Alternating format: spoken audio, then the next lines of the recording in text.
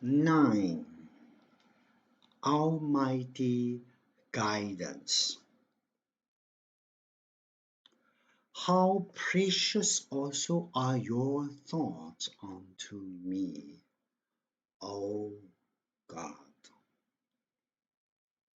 I will instruct you and teach you in the way which you shall go. I will guide you with my eye.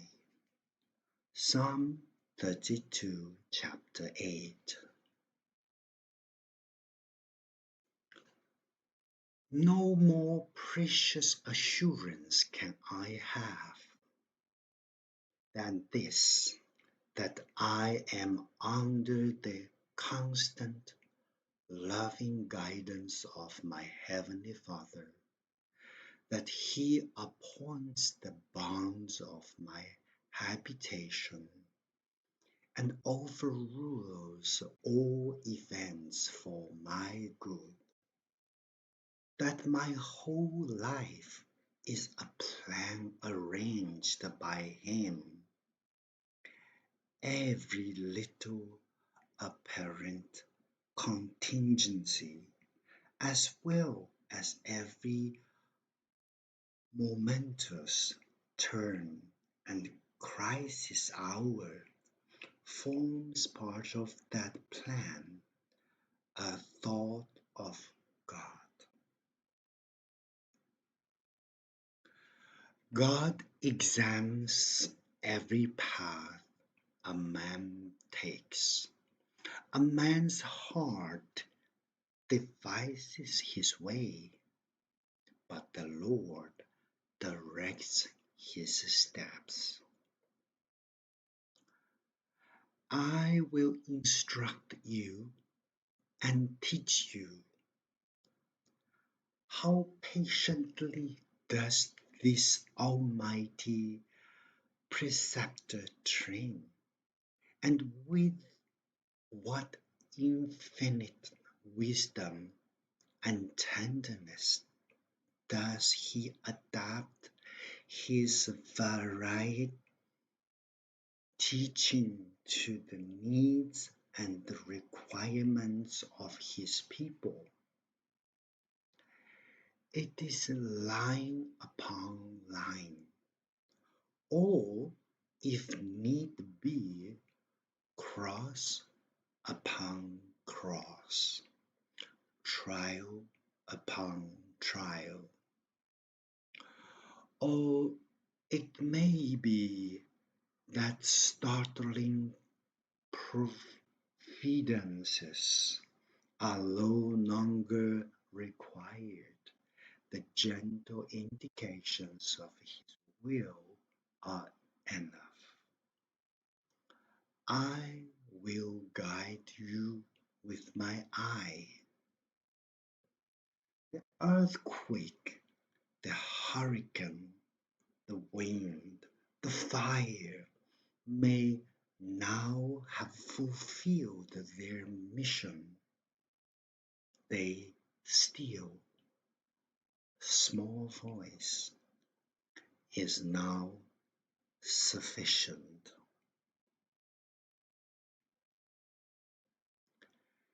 And how does He promise to teach and guide, and to guide?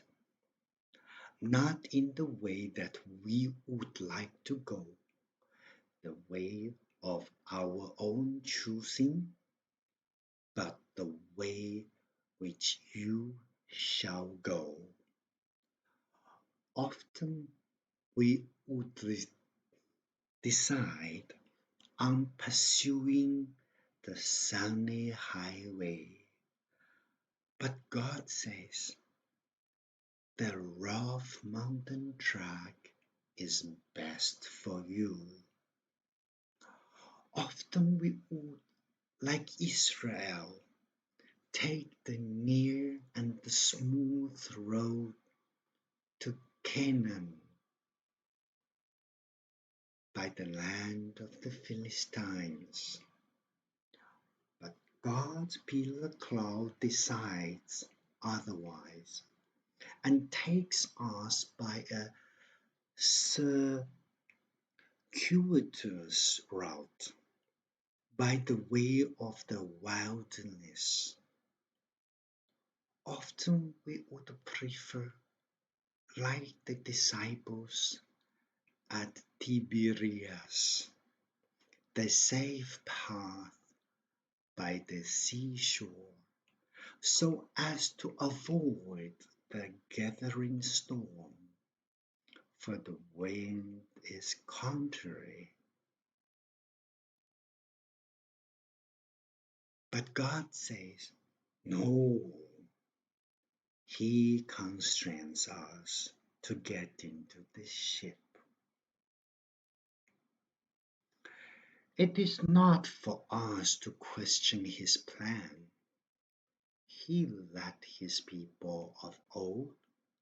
He leads them still by the right way, that they might go to a city of habitation. There is a day coming when, in the words of Augustine,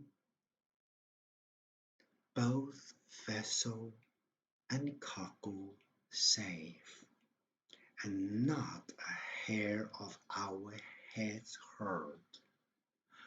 We reach the haven of our desire. We shall own the wisdom of every earthly lesson, the needs be of every wave in the troubled sea.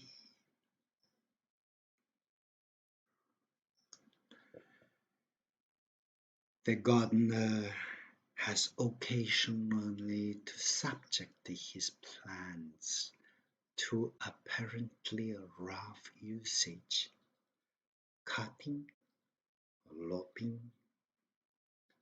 mutilating, reducing them to unsightly shapes before they burst into flower. Summer, however, before long, vindicates the wisdom of his treatment in its clusters of varied fragrance and beauty. So also, at times, does our heavenly husbandman see fit to use his pruning knife, but be assured there is not one superfluous or redundant looping. We shall understand and acknowledge an infinitively wise necessity for all. When the plant has unfolded itself into the full flower, bathed in the tints and diffusing the fragrance of heaven, believer, go up and on your way, rejoicing in the teaching and guidance of unerring wisdom. I will guide you with my eye. The sleepless eye of Israel's unslumbering shepherd is upon you by day and by night, in sickness and in health, in joy and in sorrow, in life and in death. Does not he who weighs the heart perceive it? Does not he who guards your life know it?